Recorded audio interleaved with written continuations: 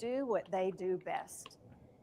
to replace complexity with clarity and friction with flow, and an opportunity to build. But see, you're not really treating legacy as that. You're treating legacy transformation as the opportunity, not legacy. Organizations that have waited for the perfect roadmap, the perfect timing, or the perfect starting point. It will belong to those. Yeah, it's hard. It's hard to make legacy sound so great. Right. It's just, let's face it, it's not great. If you could snap your fingers overnight and get rid of it, you would. Yeah, and the word legacy actually has a meaning that basically is saying leftover. Right. Yeah, but you know, one of the things that we talk about is how these LLMs are basically taking over, let's see, insights and other things, but it can't take over experiences. I think that's part of what she was talking about with legacy, kind of the experience. With AWS and Pega.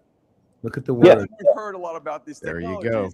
I think there's your phrase. It's that experience that my fourth bullet. So what I want to show you is how AI plays a central role throughout your journey, from design to build to run. And each step of the way, Pega will provide a visual this is where he's going to be talking about so you can actually the costs and the tokens and stuff. understand what we're working on without Or having he's going to read wrap it those up. thousands and thousands of lines of code. So let's start talking about how we design. No, I don't think so. Oh my God, they're only at the middle one of the three. That's what I said. I don't think they're getting ready to wrap No, it up. even the middle one. They're at the first one. Because Blueprint is Oh my God, this is he's starting to lose first place. No, this is just enterprise grade the second, agentic third. workflows, but you can learn how to use it in under 10 minutes. And we call it Blueprint because just like if you're building a home for your family, enterprise applications also need a solid foundation and a great design before you actually start to build. And when we launched Blueprint about 2 years ago, the Blueprint AI agents allowed us to draw the overall framework of the application, the shape of what your application will look like, and it was great. But as the AI agents in Blueprint became more powerful, we were able to capture more details on how the applications will work and get a clear perspective of how people would actually experience the application that they would build from their blueprint way before they build it. And with what you'll see with the latest capabilities of Blueprint AI, we've gotten to the point where the finer, more intricate details of this construction can be captured and perfected in this design period.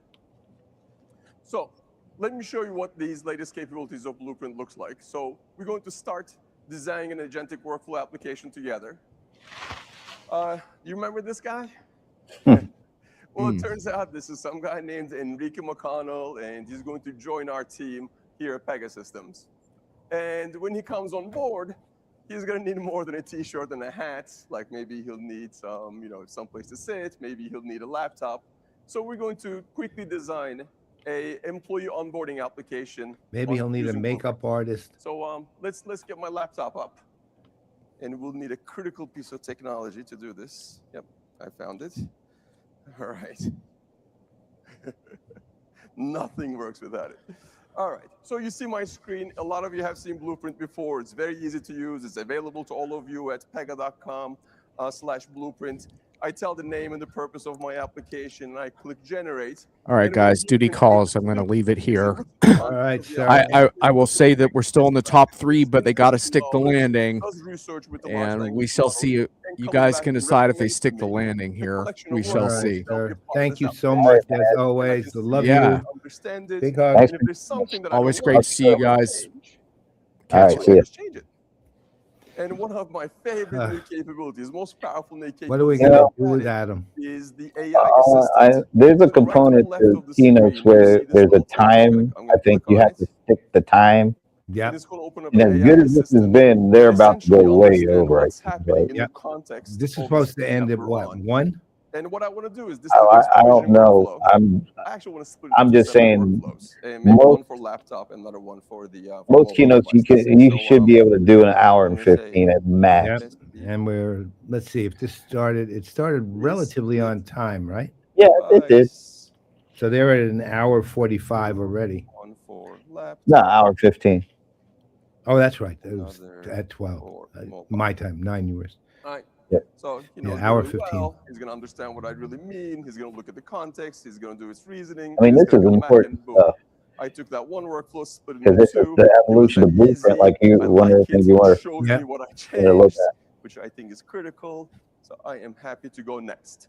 Now that we define those four workflows, again, the AI agents behind Blueprint is going to come back and it's going to give me a definition of an end-to-end process of what that workflow will do when it executes.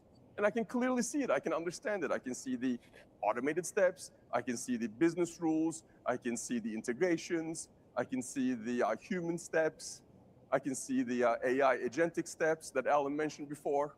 All of it is clearly visible to me. I can look at it. I can understand it. And if there's something that I want to change, well, I'll just go back to my best friend and I'm like, hey, there's something we need to change. For example, I want to make sure that, there's some document that comes in. I want to make sure that the laptop serial number matches to what's being shipped. And I'm going to use this new capability that we have called the document That's agent. Keynote format. Hey, y'all, one AI. Here you go. Look at content, like documents and PDFs, and be able to extract data and map the structured result back into the process. So instead of a human just flipping through pages and pages of documents, the AI agents in there will just do it for me. I'm going to say, hey, add a step to extract laptop number from shipping slip, so we can match it. All right. I have to actually expand my view of this because I can't see it with the StreamYard view I have. Good. There's a lot of stuff on the screen. New step right here. I just made it full screen, everybody. It's calling that AI agent. It's going to match the data records extracted out of the document, match it into workflow. We are good to go. So I'm pretty happy with that. And now I'm going to move to the next stage of the journey. He's literally typing it. Step talks about the data and the integrations. And for those of us who have done enterprise I do too. I like that as well. The chief product officer is the one doing the demo. Applications are going to need to integrate That tells you how much he literally is invested in this. Process to complete the processing. And this is usually he himself is a presence. He's got presence, and he's just really good at what he does. Well, think about it. Kareem, Alan, Don, yep. They all have that. And of course, Tara. Tara the Wow, of course. Our star. And I'll be talking with her later today. I know. That's actually one of the things I'm definitely going to miss doing is that as a CRM Playaz thing.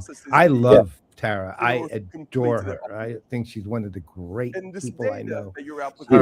Everything about her personality as a whole, her knowledge, and just how warm a human being she is the system and exuberant for that matter. So the Pega application. Oh yeah, she saw us yesterday and it was exuberant. Data elements.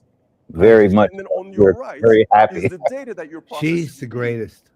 But this data comes from one of the people in the industry I'm happy that I was in the industry to get to know. To be able to get that data or maybe even update it.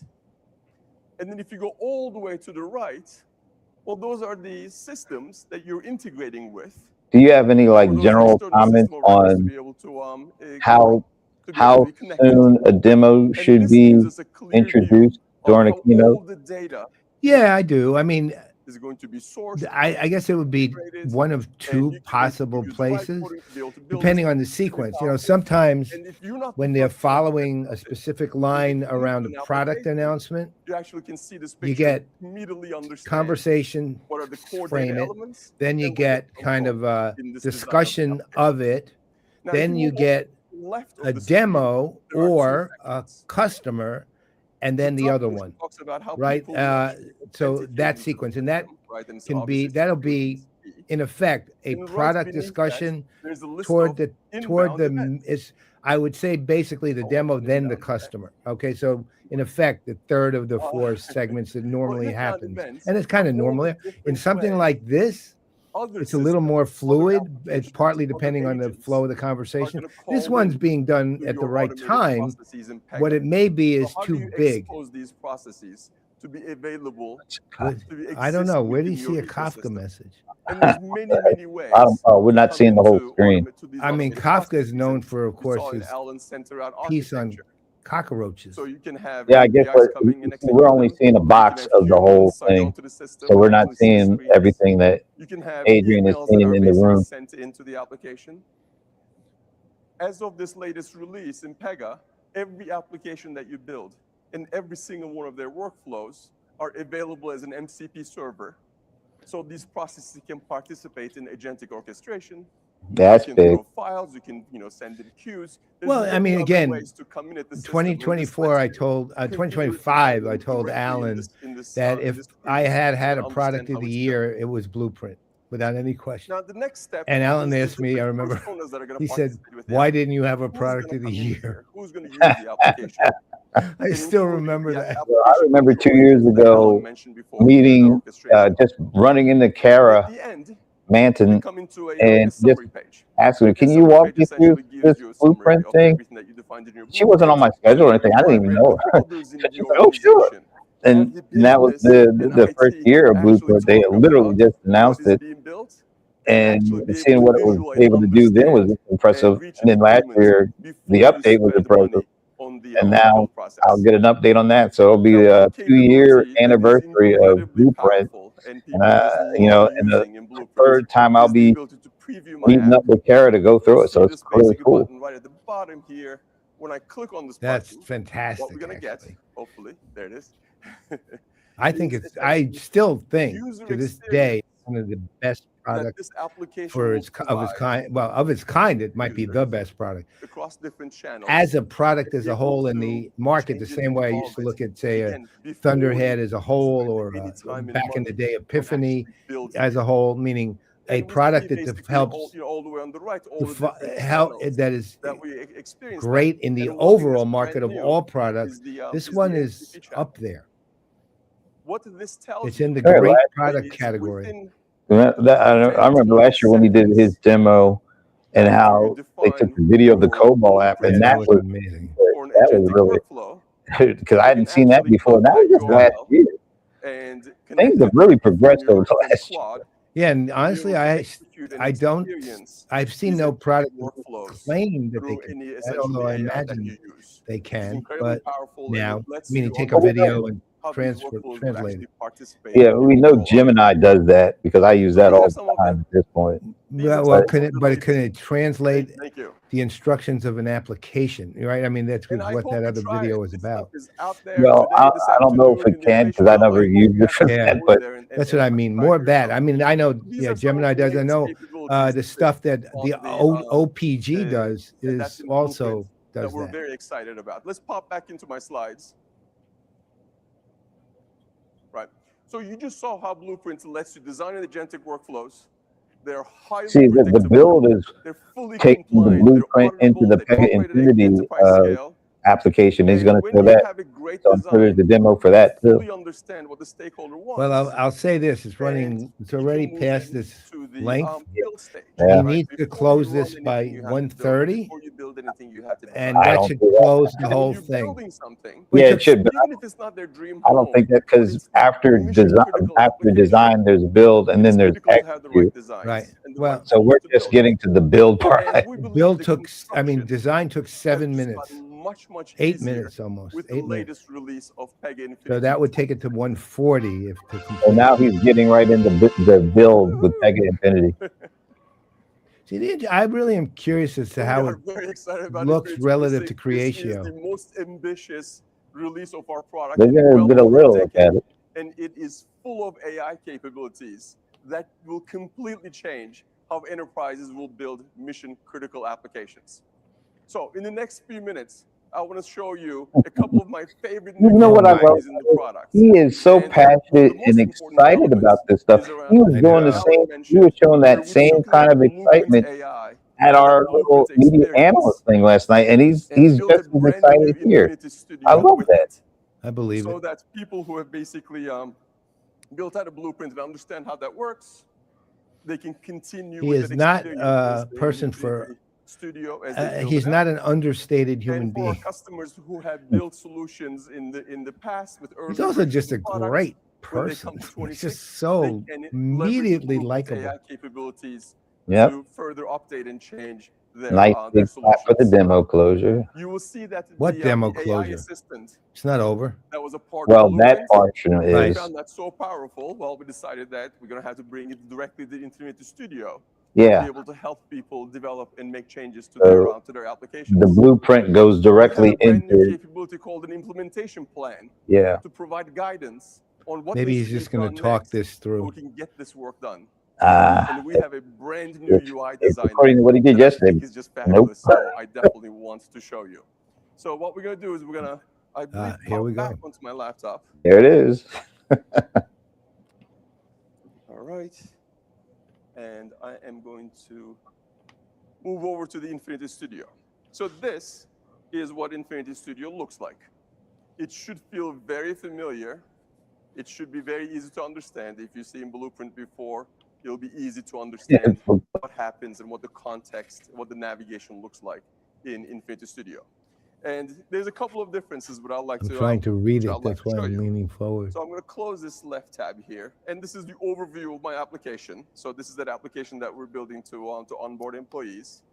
I can pop in here, and I can see my workflows, and these are the different workflows that are part of my application. We see that laptop provisioning one that we're looking at moments ago.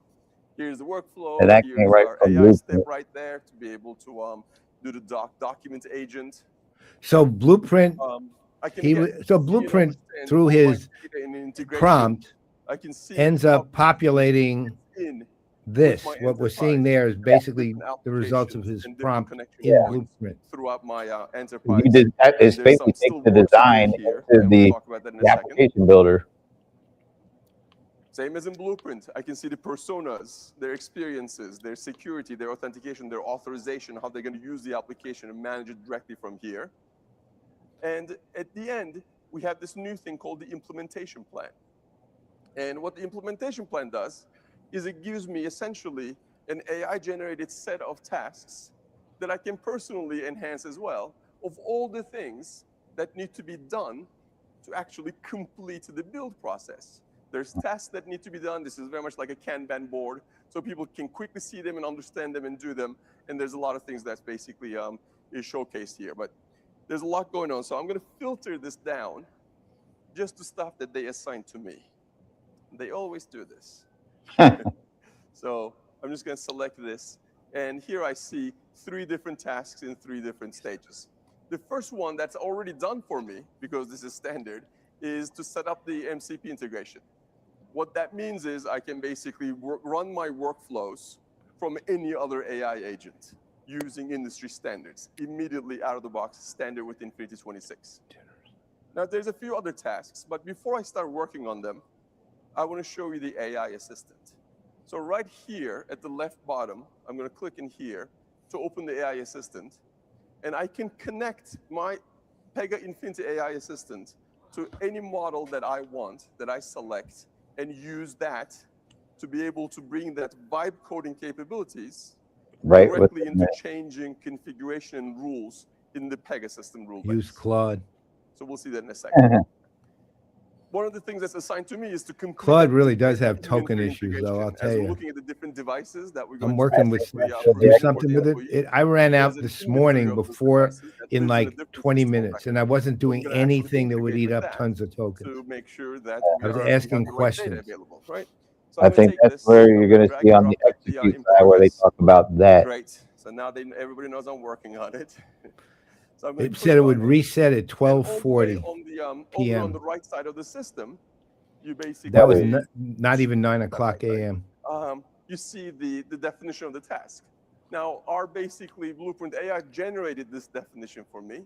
and it gave me clear instructions of what I need to do in order to complete this configuration, which can be complicated and it is difficult.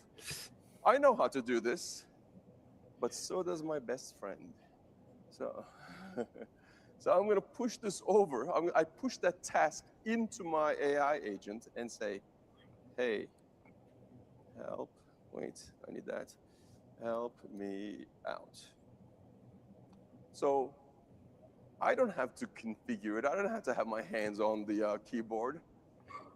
I'll just let AI assistant read that task, see what is requested, understand what we're looking to configure, comprehend how that fits into the overall structure of my existing application's its configuration. And if you're on the way to configuring it, if it has questions for me, it will come back and ask. Is it asking me? Yeah. So great, we're going to basically build this integration. It needs to know, oh, what's the URL to the integration and how we're going to find the APIs. And guess what? I actually have a page that has the documentation. Wow, so this is the that documentation lucky? of the external system. Mhm. It talks about how we authenticate, what are the endpoints, how you connect to it. It's all complicated stuff, right? And people who know. So I can read this and I can start basically answering my AI's question. But what I'm going to do is, you know what? I am busy. Why don't you read that piece of documentation? Why don't you figure out what Yeah, the I do that all the authentication time with structures Claude. are, what the You read it, not APIs me. are, what the parameters are, how we're He going said, I to pay manage you it. to do these things. And you start doing the configuration of the different rules and the integrations in the systems. Again, if you get to a point where you're stuck, come back to me. So here we go. It's asking for a couple of pieces of information. It wants the client ID to use for, let's say we're going to test it with KA1. And then it wants the password.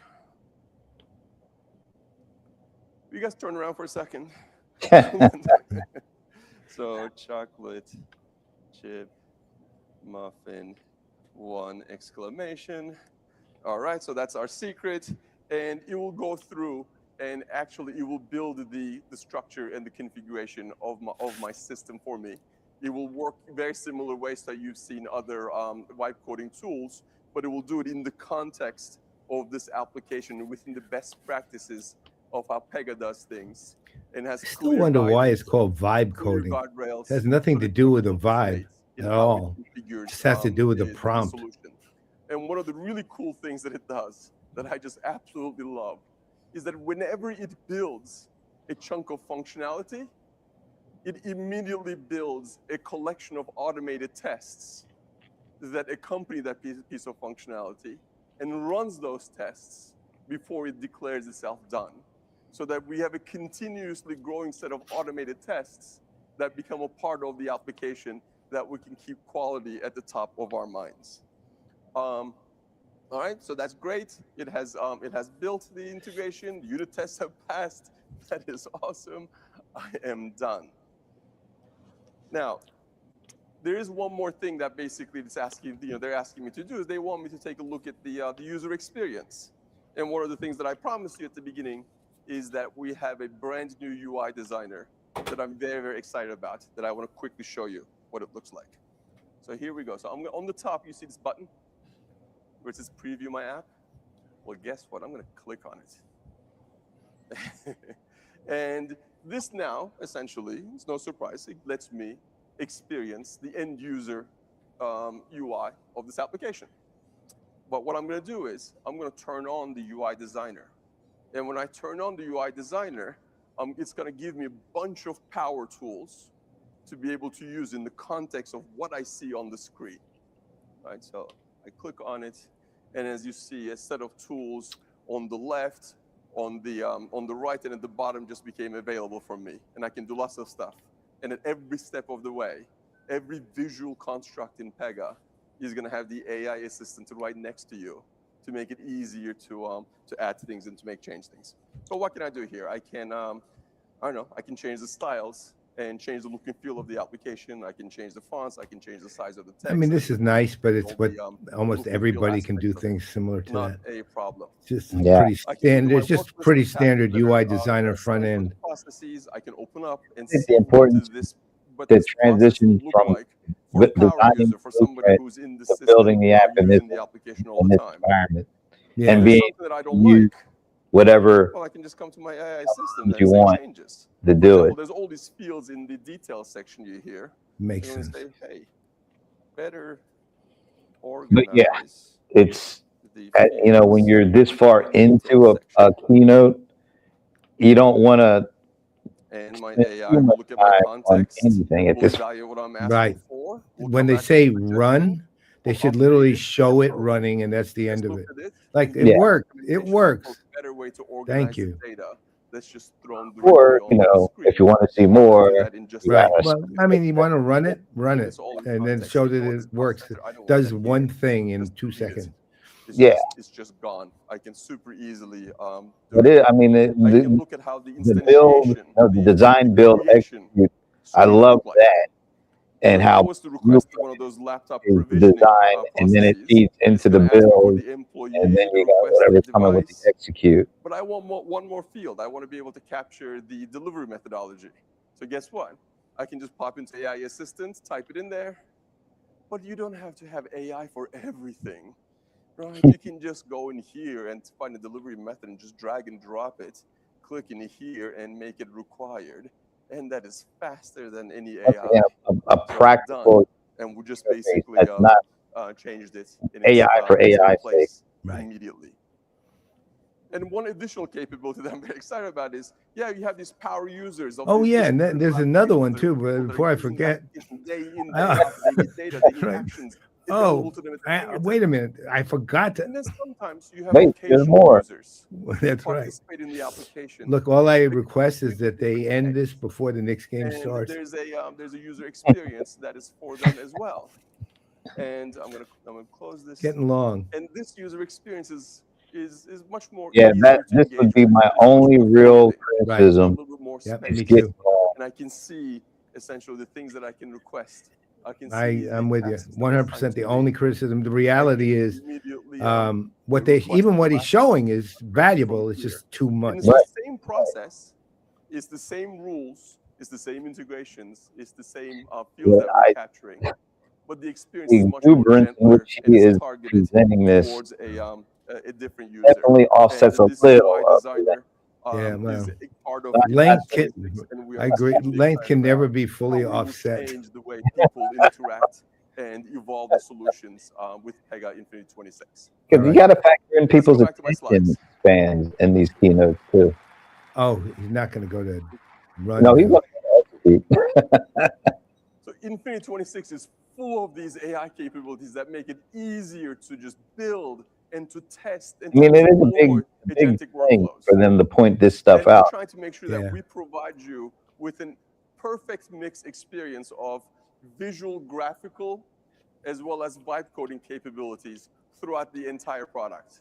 So that you have artificial intelligence whenever you need it, but we think human intelligence is also allowed throughout the entire engagement. That's a really big So point. now Yeah. that we designed this app, right, we built it, well, let's run this application so we can start to onboard Enrique. No, run instead of execute. And as you heard multiple times before, That can't be can too run long. these processes Unless they're going to across fully onboard Enrique and have You saw what it would him look like say, for well, a power user. Enrique, able to go leverage pick it. up your So what it looks like badge for an and occasional user. Hmm. You can and come then at they'll it wait through till he goes and gets APIs, his badge. or you can run it conversationally. And one of the ways you would run it conversationally is through the Pega agentic process fabric. So let me quickly show you what You haven't that quickly showed experience us will look anything. like with the Pega's agentic process fabric. I'm gonna But go to back your my credit, laptop one more time. you're engaging. All right. Yeah. If he didn't have the engagement skills So and here's natural what the engagement process skills that agentic he fabric has, could look Well, like. remember Essentially, that you we've would cut things off early present before. to your employees. This one The way it will works stick is, out. right at yeah, the we're center all, here, you I'm just hoping we're almost register there. all the Yeah, different I'm pretty sure applications, this has got to be it. processes, and Because workflows I really do to want the to see how fabric. they land. They can be related applications. They can just be unrelated applications. Each application will have a set of workflows that you automate, the knowledge base that you can look at, the data that it exposes. And a user can just pop into any one of these applications and do their work, or they can just engage with it conversationally, and the process fabric will figure out in what order the different applications and processes need to execute to be able to complete the outcome. So I'm going to say, hey, I want to onboard someone. And what this will do is it will figure out what is the right application to be able to look at and what are the right workflows to execute. And it was basically is going to say, well, what do you want to do first? I want to do that laptop request. So it's working on it. It goes to a separate application to figure out who's starting soon, because it needs to figure out that was the first question we asked. That's pretty good. It is. Anyone? Enrique, yay. And then next step, you remember in our process, it wants to figure out what is the device that we're requesting. Again, it connects to a different system, comes back, asks me a question. We're going to get Enrique the MacBook Pro. And then remember when we were doing the UI designer and we dragged and dropped that last field that was basically talking about the delivery method. And I'm going to select Pega Express, which is the fastest way to deliver. Yeah. And then it goes through. It basically starts to process. It is in its way, and it gives me a link directly to the case, the reference ID. And when I click on it, what I see, of course, is the user experience that we designed for that occasional user in the context of the agentic process fabric for this process, and I can see what's happening. I can see that it's, oh look, Matt Healy is looking at the case. That's good. And he himself is going to deliver the laptop. That is so kind. So, and there he is. Hey, Matt. Oh, thank you, buddy. That Don Sure man must have designed that one. I saw him and he's saying, yeah, they do. They didn't have me on the stage anymore. I'm like, all right, thank you. Shame. And now I guess he was just playing it off for them. There he is. What? Our delivery is complete, and we are good to go. Now, what's really great about about this is also that the agentic process fabric operates through that MCP connectivity that we talked about, which also means that you can take your processes and connect them to any AI out there. You can connect them to Claude Cowork, you can connect them to OpenAI, you can connect them to Agent Space, or whatever AI tool that's going to come next. But that means you can run these mission-critical workflows with predictable cost and predictable outcomes from anywhere. This is a key message. Now, I realize I just showed you a ton of stuff, but this is just the tip of the iceberg. Like I said before, Infinity 26 is the most ambitious release from Pega in over a decade. And it is full of capabilities and services and controls that make it the platform of choice for your enterprise, for your mission-critical applications. What a great camera shot, though. This AI pulling out from the middle like that. And huge screen. No, actually, the work between the camera work and the but it doesn't video stuff. It's really good. It's done an excellent job with all that. Yep.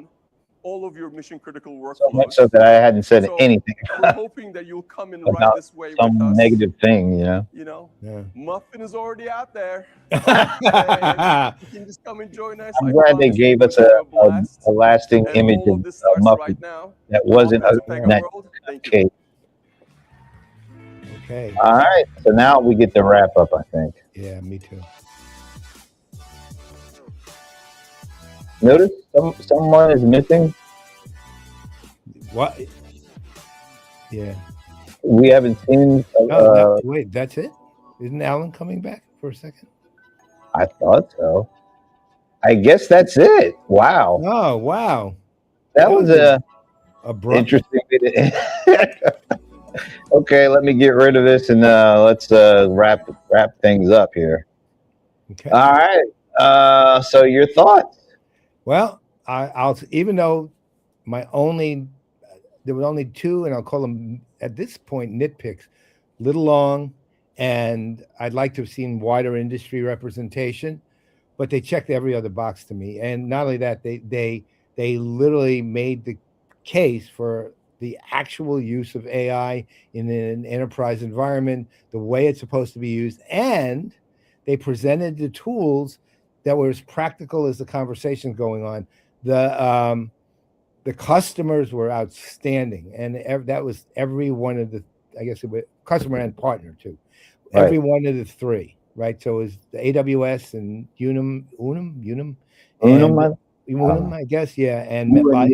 MetLife, they were all outstanding, and they were making, they were case studies walking, and every one of them articulated beautifully what was necessary. And I love the fact that they addressed, and I know all of us would consider thinking about it, and Liz and Adrian brought it out specifically, the whole token maxing and tokenomics.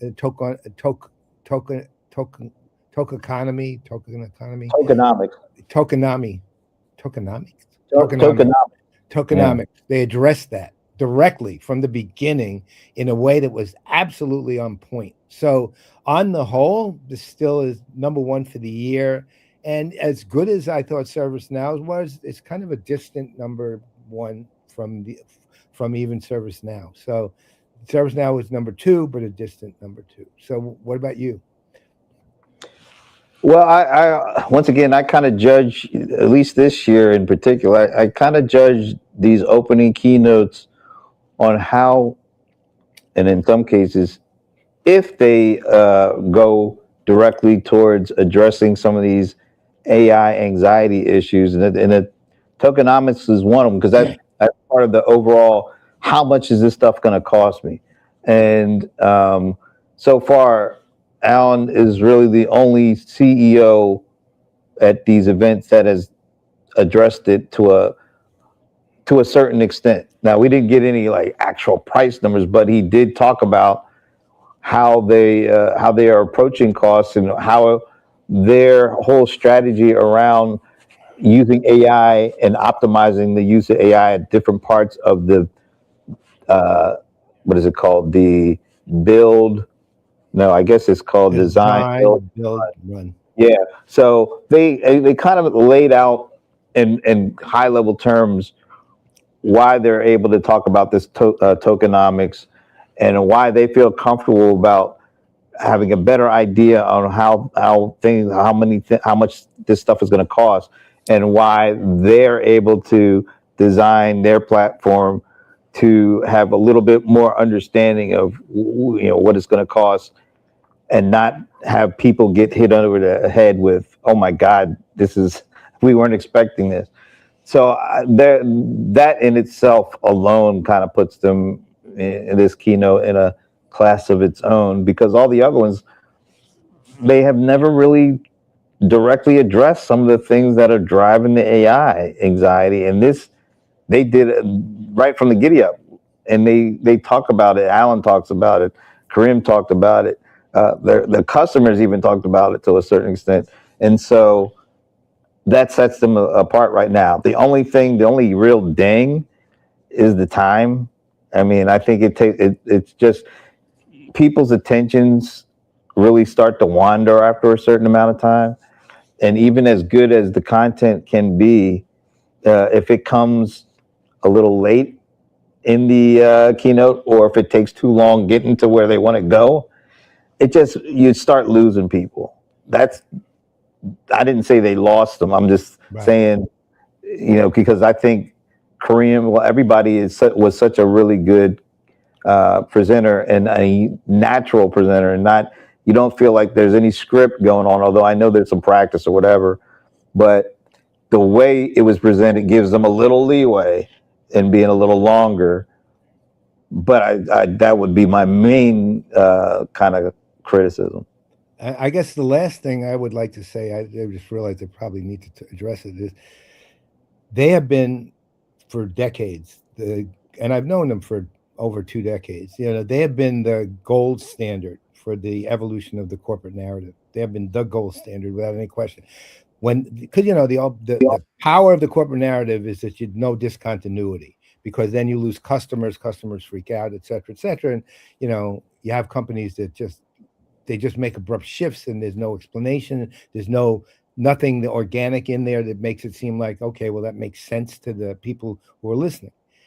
And every single time they've made an every time there's been an evolutionary shift in the corporate narrative, they have had an exceptional customer or group of customers to support it. You know, customer experience, Lloyd's of London, customer engagement, the two guys from San Diego who were probably the funniest two I've ever heard of. The best friends. Right, the best friends, and also brilliant practitioners, Yeah, and both yeah. use Pega, right?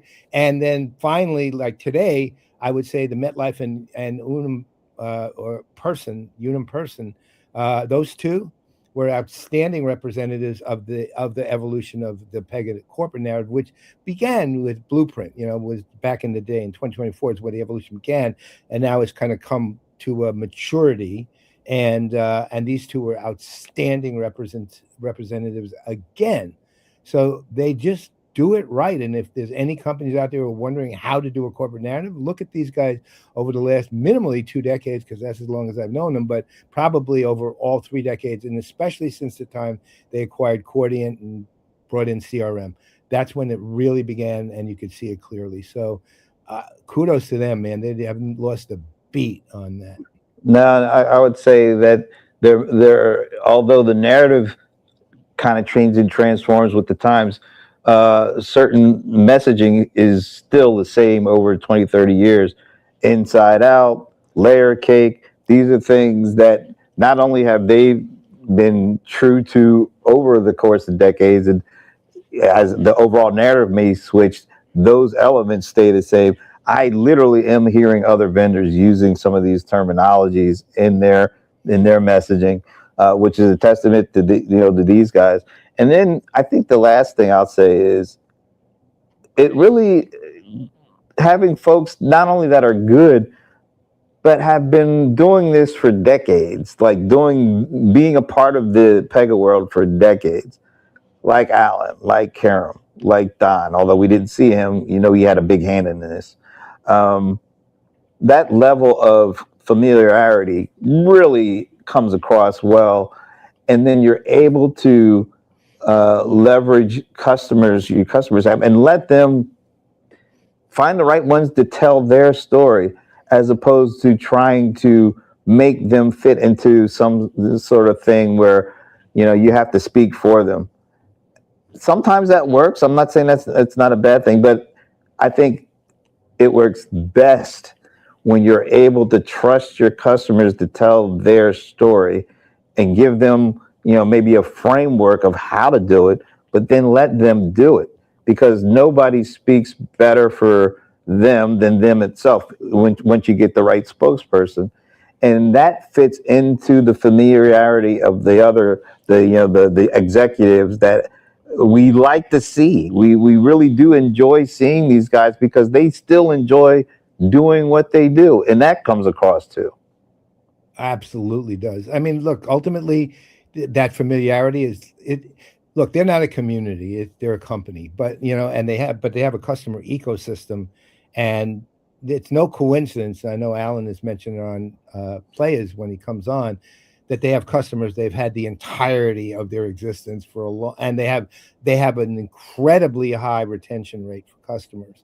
Right? There's a reason for that, and the reason is the point you just made.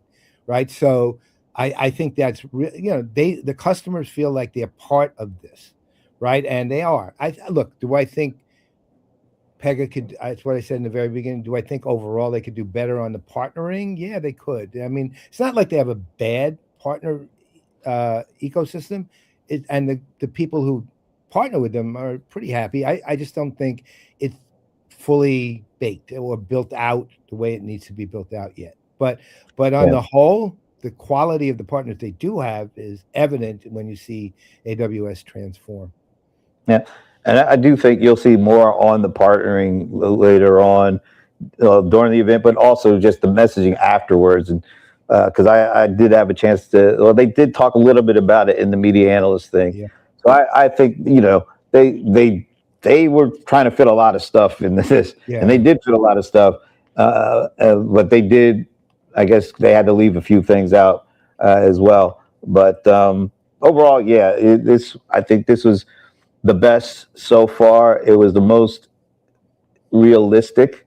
I think it answered customer sentiment or questions better than the other ones, because the narrative of the SaaS apocalypse, I don't think really has really been fully addressed on these opening keynotes. I think some of them came close, like Bill McDermott at ServiceNow came close, but Alan addressed it right off the top. I mean, and I think that is a big differentiator.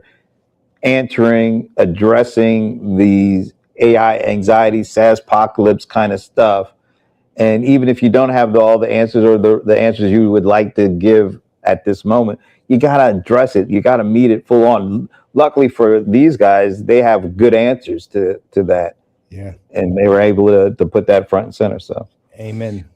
All right. So I will be hanging around. Like I said, Tara the Wow, as we like to call her. We speak with her. Kara Manton, who I'm really looking forward to talking with and getting my annual Torah blueprint. And I'll just put up, because we have never talked to David Bedoni before. And so I'm looking forward to talking to their chief information officer. So, well, send him my long distance hellos and regards, and tell him I'm sorry I'm not there to give him his very first hug. Right. Yeah, he will not experience that, unfortunately. No, and by the way, please, Lisa, first, this is for you, and I promise you, and this is an absolute promise, that somehow, even if you retire, we will find a way, and I will give you an in-person hug and take you and your family out to dinner besides, to celebrate that retirement. Dinner and a hug. You got it fully. And please, if she doesn't see this, Brent, would you please make sure she knows that? I am dead serious on this. I will make sure. Thank and you. On that note, I'm Brent Leary. I'm Paulg Greenberg. We are the CRM Playaz. No show Thursday because we just did this, but we'll be back next Thursday. I hope. As Kareem says, I hope. We'll see you.